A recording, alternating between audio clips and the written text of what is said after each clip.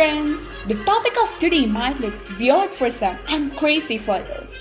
This topic is not a conclusion but a series of discoveries which happened and many more remaining to happen. Yes, I am going to talk about our earth, the world under our own feet, which we weren't aware of.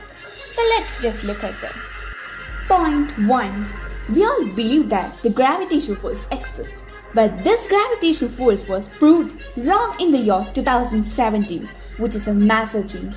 And therefore, if gravity is no longer a valid theory, the theories associated with it regarding the calculation of the mass of Earth and the mass of other planets could possibly change. Could it mean that the Earth would be hollow inside or less denser? Point 2. In the late 17th century, British astronomer Edwin Halley proposed that the Earth consists of 4 concentric spheres, each placed inside one another. He also suggested that the interior of the Earth was populated with life and lit by a luminous atmosphere. He predicted that the aurora borealis or northern lights was caused by the escape of this gas through the poles. Point 3. Let's see what is an aurora borealis. Aurora borealis is referred to as polar lights, northern lights or southern lights.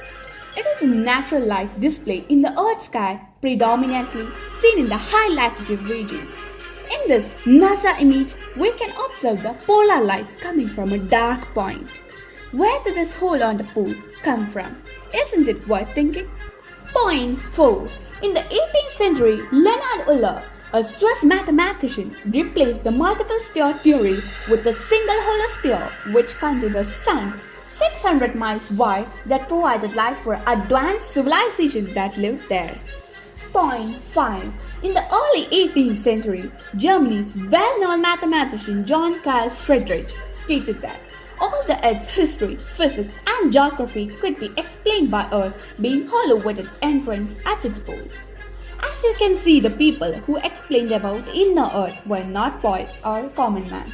Do you think all these mathematicians and astronomers were nerds? Point 6. Normally we have seen the satellite images of NASA with cloud cover or ice covers on the poles. But in November 1968, a satellite photo of the North Pole was released and it showed a large opening at the poles. Later in 1987, from the Russian space station, a satellite images of the poles was released showing a light illuminating in a series fashion. So where did these lights come from? Point 7. So far, the deepest hole ever dug on the Earth was in 1987 in Russia called Kola Super Deep Hole. And it took 20 years to make this happen. And finally, the discovery was fossils, single-cell living organisms, and yes, water at far deeper depths than previously assumed. So what about our previous assumptions of Earth?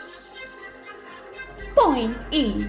On June 13, 2014, scientists researching the Earth's mantle announced that they have found what they believe to be a huge water body of 3 times the volume of all oceans combined, contained within a mineral layer 400 miles inside the Earth. This discovery shakes the very foundation of what scientists and scholars thought they knew about the ground under our own feet. So, what do you think about it? Point 9. Admiral Richard Byrd of the United States was a well-known American aviator and a highly decorated officer of American military history who led numerous expeditions to both the poles.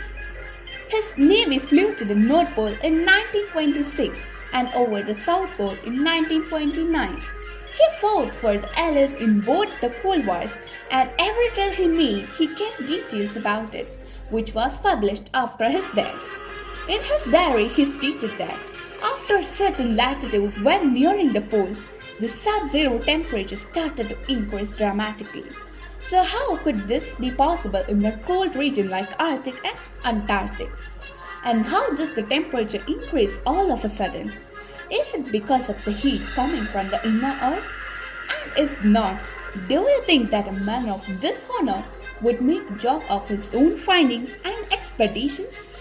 Here, I summed up all the information I gathered, and what I observed in common in their findings was that All the ancient scientists, mathematicians, astronomers, and of course, Admiral Richard was trying to prove is that there seems to be a life inside the earth, with mountains, lakes, rivers, green vegetation, and full of life.